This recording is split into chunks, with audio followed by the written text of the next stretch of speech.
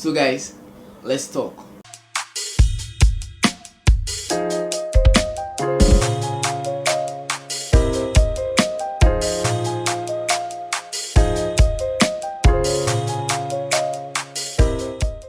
Have you ever thought about how people generate ideas in different ways and in which they're able to create something unique and something interesting? Let me give you a background story. They have this company which I do design for. So from time to time, when they give me tasks to do, I keep on doing the task, Then I found myself in a circle in which I can't expand. I'm limited to that circle. And anytime they give me a task, I automatically fall back to that pattern in which I designed. And what caused that problem is one thing, which is exploring of data, or you can call it making research. Because when I was not making research, I kept on repeating and giving. I wasn't growing. Yes, I was just in that circle in which I was, and I was just wandering around that circle, and I was not improving. I noticed it because anytime I get the task, I feel there's not much to do because I'm just limited to that space. When I discovered making research, it opened my mind to this, what I call it like this universe, or I was able to see things beyond that circle. I was able to take this information, take that information, I bring it together, then I'm able to see another different realm or another different universe in which I can create something unique out of that simple task that they asked me to do. And that is where the fun part of it becomes, because most of the times I can't wait to see what I'll come up with. After making research, I'll be like, okay, let me see what I can do. That enthusiasm. So that's one thing you have to keep in mind. Exploring of data. Then number 2, brainstorming.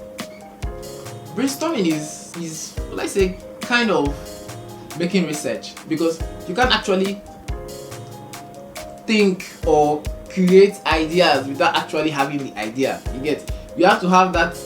You have to bring in different ideas from different places, make research, bring in this concept, bring in that concept, then you bring it together, add your own little source of creativity to it, and you've created something unique. And which brings me to the third one, which is mind mapping. If you can remember, I talked about taking different concepts. When you're able to bring different concepts together to form something unique, now that is mind mapping. Say for instance, I gather different information about a particular brand in which I want to work with. When I made research, I collected images in which I feel replicates what that brand needs. And I see every images have something unique in them in which I want to use. So I pick something out of here, I pick something out of there, I pick something out of here, I pick something out of there, then I bring them together and I achieve a common goal. And that's not just me saying, okay, I collected their ideas. No, when I collected their ideas, then I added my own creativity to it, which now made it different. I'm not saying I copy someone's work. Number 4, which is what if scenarios. Sometimes if you want to create something, you ask yourself, okay, what message do I want to pass? How do I want the people to feel when they come across this piece of work? And most of the time, you think to yourself and it's like, okay, can I create something in which they see and they'll be wowed? Not just wowed, they'll be intrigued and they'll be curious. You come across a design and you'll be like, okay, what is this? What's design actually aiming at? What's his message? It's intriguing and yet confusing and interesting. And that is what is called abstract. And that is one fun fact about abstract work, right? I've seen a lot of abstract work I see it, I'll be like, this shit isn't making sense at all. Like, it's not making sense. But looking at it from the art point of view, it's wonderful. Most of the time, things that are creative doesn't make sense. You know, when you just decide to just move out of that creative box and just leave that realm of making sense and just make something.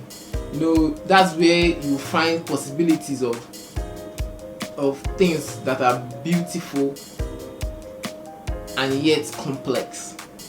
You can't understand that. You can't understand that. But it's just the fun part of it. It's just the fun part of it. Which brings me to my number 5. Taking of breaks. You know, most of the time you find that you get creative ideas by doing nothing.